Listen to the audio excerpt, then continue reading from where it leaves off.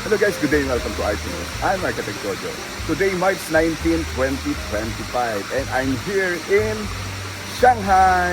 So naka-check-in tayo dito ngayon sa Sofitel Hotel dito sa Shanghai. So I'm here to explore the place dito sa Shanghai. And also I take this opportunity para ma-share ko sa inyo yung architectural features dito sa Sofitel Hotel. Napakaganda nitong hotel na to, no? It's an architecture of classical and also Mediterranean style ng architecture dito sa Sofitel dito sa Shanghai. Now, on my background, kung makikita nyo dito yung open area nila, yung pinaka-veranda nila, no?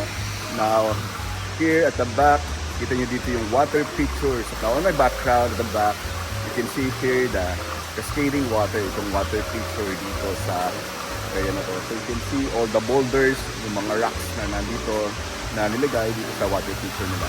Now, ito naman yung back of the house nung Sofitel Hotel. Yan, so ikot tayo dito, mula dito sa likod, then inside the interior of this beautiful hotel and also dun sa pasad ng structure. Alright guys, so marami pa akong papakita sa inyo when we go to the downtown doon sa Shanghai. So I hope makakuha tayo ng magandang mga videos and pictures natin, yung mga modern architecture design ng mga buildings or structure doon sa downtown Shanghai. Alright guys, so see you then. Now this is one of the attraction here in this hotel. You can see this beautiful water feature. You may hear the cascading water in this water feature. Then all around, as you can see, there's a big boulder as part of the design of this water feature. This is the alfresco or the outdoor dining. So, part na rin siya nung garden dito sa area na to. Now, makikita natin dito yung view nung buong area nung alfresco. Then here, meron din siyang mga planter's box na puno ng mga different species ng mga flowers na nakatanim dito sa mga planters na to. Ganda. Ito yung pinaka-architrave ng structure or yung pinaka-pasad ng Sofitel Hotel dito sa Shanghai, China. Now, yun naman yung entrance o yung pinaka-main entrance ng hotel. This is the portal. The classical design composes of cornice, frieze, and architrave. Alright guys, so ito yung exterior ng Sofitel Hotel dito sa Shanghai. So ito yung pasad niya.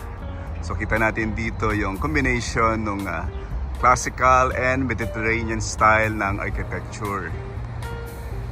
So ito yung pinaka portal niya dito sa harap, dun sa entrance. Then ito naman yung labas ng structure. So kita niyo yung mga naglalakihang column na Corinthian column, then also yung Tuscan column doon sa itaas. Kita nyo yung pinaka-capital niya. Then here, ito yung labas ng structure dito sa Sofitel Hotel dito sa Shanghai. So ito naman yung walkway niya dito sa street. Yan. So dito naglalakad tayo, so napakalawak ng walkway natin. So dito you can see na may mga strip ng planters and also on this side full of greenery. So may mga halaman siya. Sobrang maaliwalas and also malinis yung hangin dito sa area na nilalakaran natin. And today is March 22, 2025. Nasa 22 degrees yung temperature ngayon dito sa labas. So ito naman yung pinaka signage niya dito sa labas. So this one is the architrave nung pasad ng structure dito sa Sofitel Hotel. So yan. So doon tayo galing, then lakad pa tayo.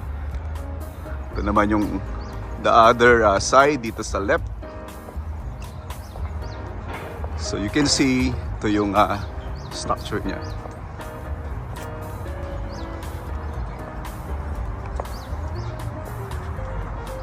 So yan, so lakarin pa natin dun sa kabilang side. So yun yung kabilang side. So it's almost similar or typical dun sa right side nung pasadong structure. So ito yung kabuuan nung pasadong structure dito sa left side or sa left wing. So you can see those columns na nandyan sa structure na. So ang ganda niya, no guys. Yan, dito sarap ng lugar, no. Malamig and walang pollution, no, dahil maganda yung street, malinis, wala kang makikitang kalat o basura dito sa paligid. So meron din silang mga bike lane kagaya no, no. Yun, nakita niyo yun. Then majority ng mga cars dito is electric cars, so hindi siya nag-i-emit ng mga usok na nagko-cause ng damage or destroying the environment. So net zero siya, no? Wala siyang carbon emission, kaya napakaganda sa ating environment and also dun sa surrounding natin. And it promotes good health kasi yung malalanghap nating mga usok kung gas pa siya is talagang it will affect our health, no. Now since it's more on electric cars na dito, wala na siyang carbon emission, wala siyang usok. Yan. So here, ito pa yung kalsada dito sa tapat ng Sofitel Hotel dito sa Shanghai. Alright guys, so napakita ko sa inyo dito yung Sofitel Hotel dito sa Shanghai, China. So nagkaroon tayo ng opportunity na makapunta dito at ma-explore natin yung Shanghai. And dito tayo nag-stay dito sa Sofitel Hotel dito sa Shanghai. So ito yung architrave or yung pasadong structure dito sa Sofitel Hotel. Now this is the closer view of the facade at the right side. You can see here the Corinthian columns and also here the entablature, the architrave, the frieze and the cornice here along the main entrance. From the architrave of the hotel, you may see on top the glass skylight. It's good that it also introduces good sunlight and natural lighting here in the driveway going to the main entrance of the Sofitel Hotel. This is the entrance of the hotel. It is cladded by bronze aluminum composite panel. Alright, so pasok tayo. Let's get inside this beautiful hotel. So ito yung revolving door going the entrance going to the grand lobby ng Sofitel. So ito naman yun yung pinaka grand lobby ng hotel. So you can see this beautiful chandelier in the middle of this grand lobby.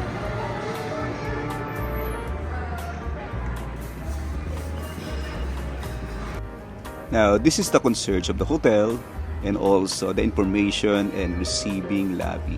Very spacious yung area niya. And on this area naman, ito yung lounge area where you can relax and sit. And maganda rin yung ambience nung lighting niya and also yung ceiling niya. Then this one is the passageway or the hallway going to the elevator lobby. So ang ganda niya. And also yung lighting niya talagang nagbe-blend dito sa character ng design ng Mediterranean and also yung classical design ng architecture. Sa sahig pa lang, kitang-kita natin yung mga accent flooring, mga design and also yung column.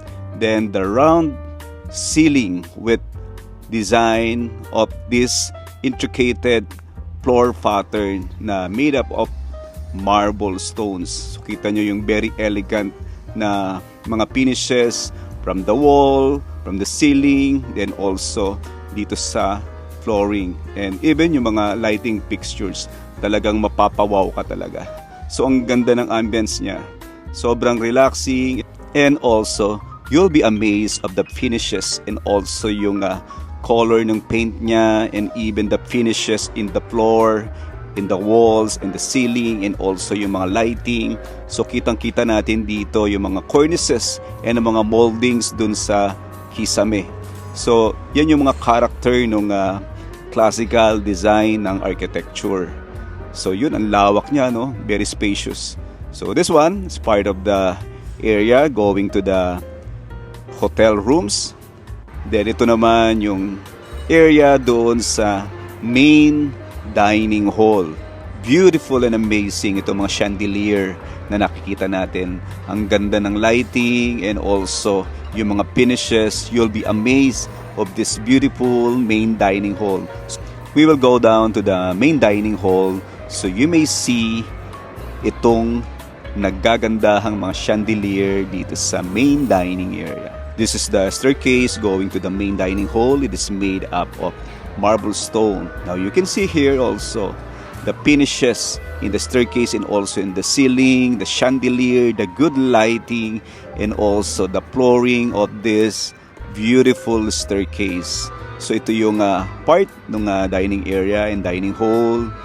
So you can see itong naggagandahang mga chandelier sa kisame, the grand staircase. So kita nyo yung character ng architecture. It is classical and Mediterranean style ang architecture. So ang ganda niya, even the lighting, the colors of the walls, the columns, the combination of the marble stones on the flooring, and also the ambient lighting, and also the dining area. Ito yung main dining area niya, no? So maaga pa tayo dahil it's just only 6:30. So kaya wala pang masyadong tao dun sa area. Yan, ang ganda niya. So ito ang linis, very neat yung mga chairs, and also the tables are organized. And you can see and you will be amazed of this design. So ang ganda talaga ng combination ng mga lighting niya. So para kang kumbaga sa Manila, you're in the Manila Hotel. So ganyan din yung dating. So similar to this, but this one is a largest spaces of dining hall. So you can see also the wallscon on the walls to give ambient lighting, and the cove lighting in the ceiling, and the finishes, balcony, balustrade, and also this beautiful design of ceiling. And I will add the delicious buffet delicacies as you can see here. So these are the food that you may get in the buffet. So meron siyang mga salad and other delicacies, and also ramen and other food of your choice. They have also drinks here like juices, and also they serve bread. Yan, makita nyo, they have croissant and all other breads that are served here. Then also this one, the ham, and also some cereals. And if you love fruits and vegetable, they have here. So you may choose what's your favorite fruits as your dessert dito sa buffet area nila. Then also they have a salad. So it's all complete here. You may serve yourself. So ang sarap at nakakabusog, guaranteed. Then also yung pinale, meron din silang coffee maker. Now this is the elevator lobby going to the hotel rooms. You can see this beautiful chandelier and design of ceiling, and also the design of elevator door casing, and also the bronze cladding of elevator hatch door, the carpet flooring finishes, and also the console table and the wall finishes in this elevator lobby. Now we're here at the elevator lobby of the hotel room. So these are all the finishes, the console table with mirrors and also lampshades, the wall finishes, the wall scones, the floor finishes, and also these wall finishes and wall scones on the hallway. So this is the hallway of the hotel. The flooring is carpeted, and also the finishes of the wall with the wallpapers and wall scone on the walls. Then you can see the finishes of the ceiling with cove lighting. So these are the typical hallway finishes here in this hallway. This is also the other part of the hotel elevator lobby. So it's very relaxing ambience of this hotel. So very well lighted and relaxing.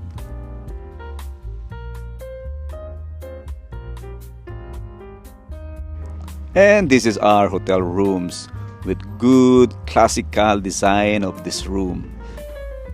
And this is the toilet and bath area.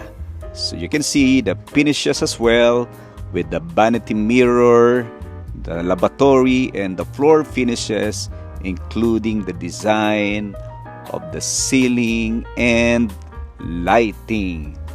So that's the lighting fixtures here in the toilet and bath. So this is with separate area of the water closet. As you can see here, this is the wall finishes and lighting, and also the shower area. So a very good design. There's also a niche in the wall and the full height wall tiles. Again, this is the area of the water closet with horizontal stainless door handle. So this is the whole area of the toilet and bath. And also, there's a round mirror in the corner of the wall. Also, the large mirror above this lavatory. This is the classical and elegant interiors of Sofitel Hotel. The classic architecture style of the Sofitel Hotel, Shanghai, China. Hello guys, good morning. I'm Architect Jojo. Today, March 22, 2025. So pabalik na tayo ng Pinas. And nandito pa rin tayo sa Sofitel Hotel dito sa Shanghai, China. Napakita ko sa inyo dito yung interior and exterior finishes nitong Sofitel Hotel dito sa Shanghai, China. So nakita niyo yung mga finishes dito and also yung architectural character nitong structure na to. So it's more on classical design and also with a combination of Mediterranean style of architecture. So talagang napakaganda ng place na to, and also itong background na to. Kita nyo yung cascading water dito sa likod or back of the house nitong hotel. So kita nyo yung design dito sa likod. Yan. Dito yung palibot nitong likod nitong Sofitel Hotel dito sa Shanghai, China. Alright guys, so sa mga susunod na mga videos, please do like, subscribe, and follow me para laging updated sa mga videos na i-upload ko. Again, here in Shanghai, China, I'm Architect Jojo, joyfully sharing with you what I do. Thank you very much and God bless you.